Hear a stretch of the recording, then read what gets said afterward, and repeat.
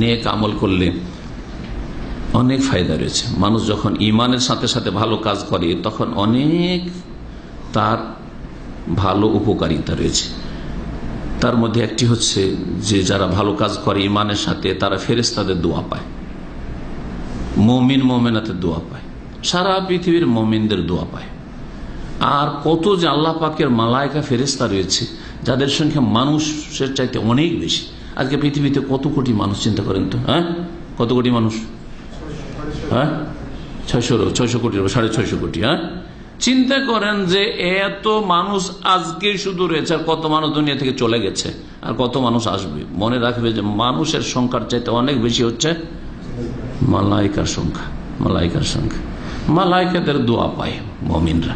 যারা সৎকর্মশীল মুমিন তারা মালায়েকা ফেরেশতার দোয়া পায়, মুমিন মুমিনাতের দোয়া পায়। আপনাকে চেনেও না, দোয়া করছে, ওই দোয়াতে আপনি শামিল হচ্ছেন।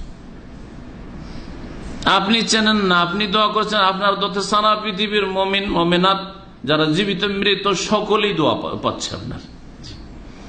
আল্লাহ পাক সূরা গাফিরের আয়াত নম্বর 7-8 ইরশাদ করেছেন, আল্লাযীনা ইয়াহমিলুনাল আরশা ওয়া মান হাওলাহু, ওই সব মালায়েকা ফেরেশতা যারা আরশ বহন করে আল্লাহ পাকের, আর আরশের চারিদিকে যেসব মালায়েকারা রয়েছেন, ইউসাব্বিহুনা বিহামদি রাব্বিহিম, তাদের প্রতিপালকের প্রশংসার সাথে সাথে তাসবিহ করে, ওয়া ইউমিনুনা বিহি, এবং সেই সব ফেরেশতা মালায়েকারা আল্লাহর প্রতি ঈমান রাখে, ওয়া ইস্তাগফিরুনা লিল্লাযীনা আমানু, আর মালায়েকা ফেরেশতারা মুমিনদের জন্য আল্লাহর কাছে ক্ষমা চায়।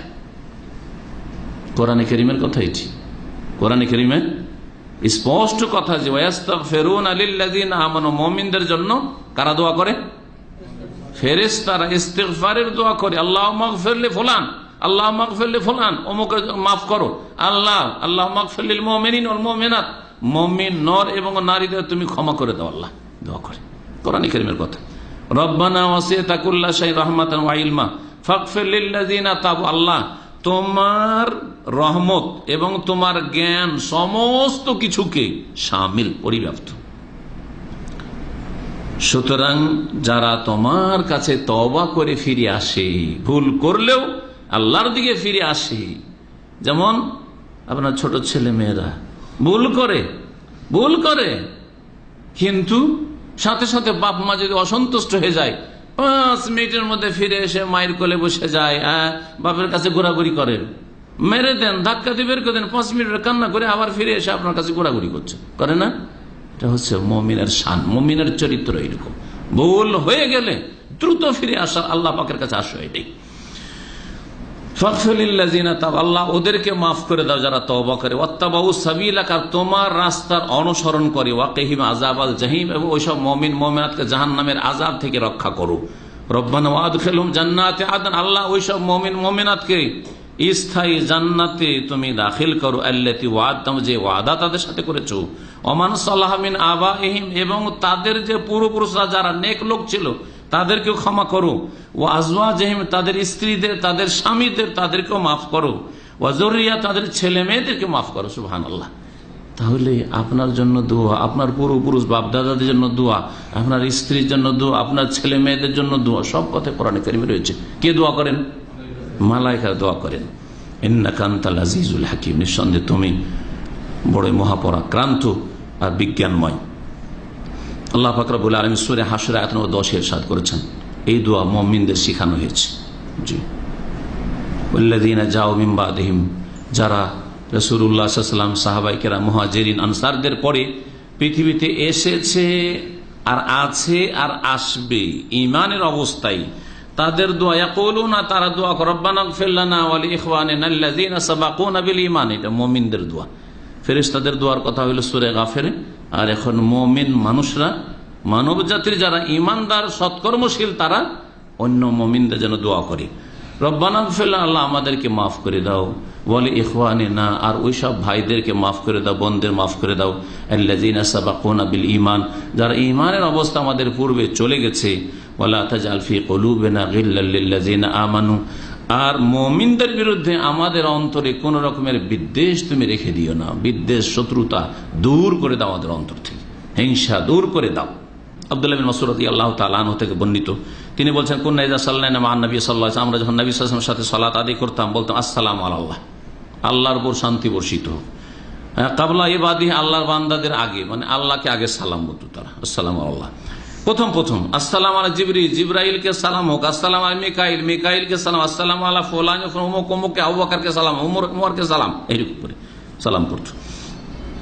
ফালাম মান সারাফান নবী সাল্লাল্লাহু আলাইহি ওয়াসাল্লাম, নবী করিম সাল্লাল্লাহু আলাইহি ওয়াসাল্লাম সালাম যখন ফিরলেন সালাত থেকে, আকবালা আলাইনা বিওয়াজহি, মুখমণ্ডল ফিরিয়ে আমাদেরকে সামনে করে বসলেন।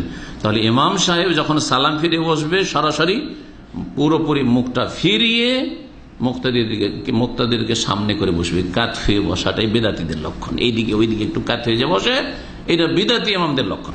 তারপরে নবী সাল্লাল্লাহু আলাইহি ওয়াসাল্লাম বলেন যে দেখো তোমরা এই যে আল্লাহকে সালাম বলছো, এটা ঠিক না।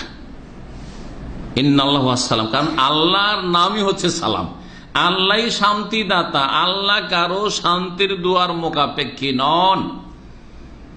সুতরাং ফাইজা জালাস আহাদুকুম ফিস সালাতে, তোমাদের কেউ যখন আত্তাহিয়াতের তাশাহুদে বসবে, ফালিয়াকুল, বলে আত্তাহিয়াতু লিল্লাহি ওয়াস সালাওয়াতু ওয়াত তাইয়্যিবাতু, আসসালামু আলাইকা আইয়ুহান নবী ওয়া রাহমাতুল্লাহি ওয়া বারাকাতুহু, আসসালামু আলাইনা ওয়া আলা ইবাদিল্লাহিস সালিহিন। নবীর উপর সালাম পেশ করা হলো।